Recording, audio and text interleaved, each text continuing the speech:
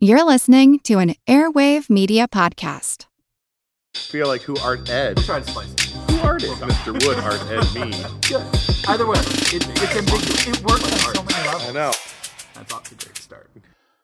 Welcome to Who Arted, weekly art history for all ages. I'm your host, Kyle Wood.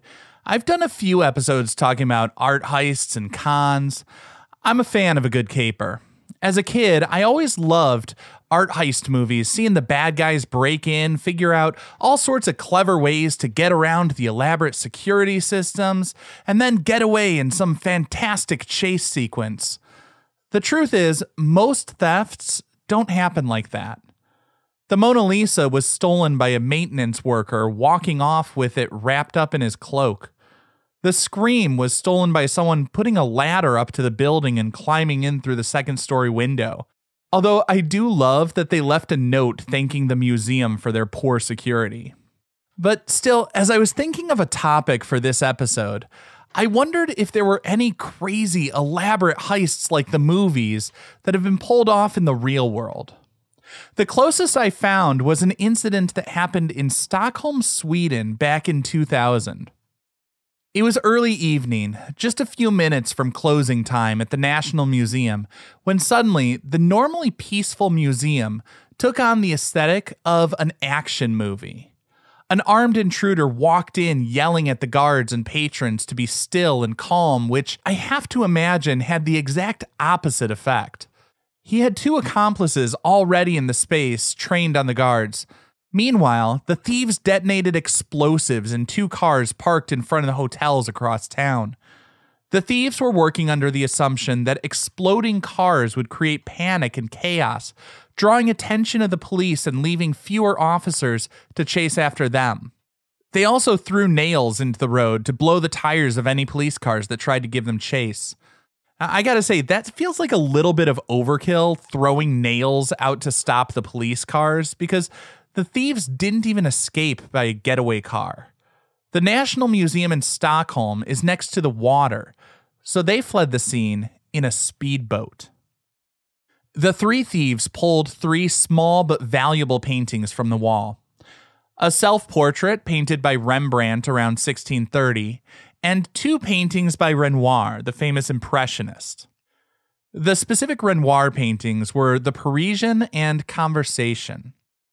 While the three paintings were physically small and thus easy to grab off the wall and carry out of the museum, they were from big-name artists and would fetch an enormous price if they were auctioned in the open market.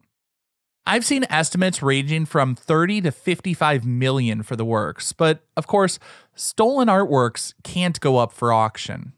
Very few collectors would even consider buying stolen works.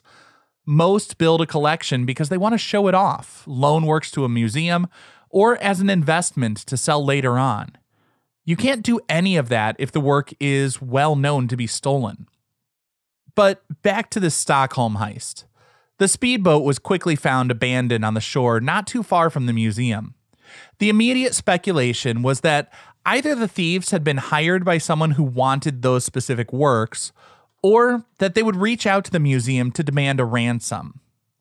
In a contemporaneous article by The Guardian, they quote the museum director, Torsten Gunnarsson, saying, quote, "But we won't pay any money.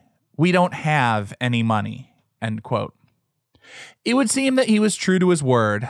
Later news articles indicate that the thieves did reach out seeking a ransom for the works, but none was ever paid.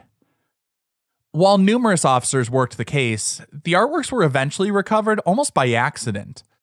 The Renoir painting, Conversation, was the first to be recovered. Some months after the heist, police were conducting an unrelated drug raid, and as a bonus, they came across the stolen artwork.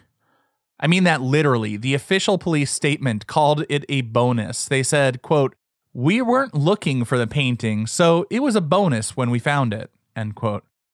It would take much longer to hunt down the other works, but this whole case wrapped up with the same sort of dramatic flair that it began. In September 2005, the FBI in Los Angeles, California, was investigating a Bulgarian crime syndicate involved in international drug trafficking. They heard Renoir's painting, The Parisian, mentioned, and after they arrested one of the group's leaders, they interrogated him. He gave up the painting and told them that the Rembrandt self-portrait was in Denmark. The FBI then reached out to Danish law enforcement and coordinated a sting operation. An FBI agent went undercover posing as a collector interested in purchasing the Rembrandt.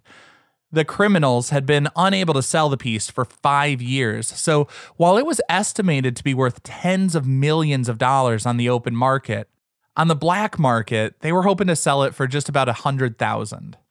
I guess that's why they say crime doesn't pay. The 4 men trying to sell the painting were arrested in their hotel room in Copenhagen and then extradited to Sweden. Now, if you know of a great heist, forgery, caper, or con, I'd love to hear about it. You can email me at whoartedpodcast@gmail.com. I always love to learn more about the odd and interesting stories that make up our history. And of course, if you're enjoying this show, please follow, subscribe, leave a nice rating or review, or just tell a friend about it. I'm grateful for all the ways you've helped me grow. This concludes this week's episode of Who Arted, part of the Airwave Media Podcast Network. If you found this tolerable, please leave a rating or review on your favorite podcast app. You can find images of the work being discussed this week and every week on social media at Who Arted Podcast on Twitter, Instagram, and TikTok, and of course on the website whoartedpodcast.com. Podcast done.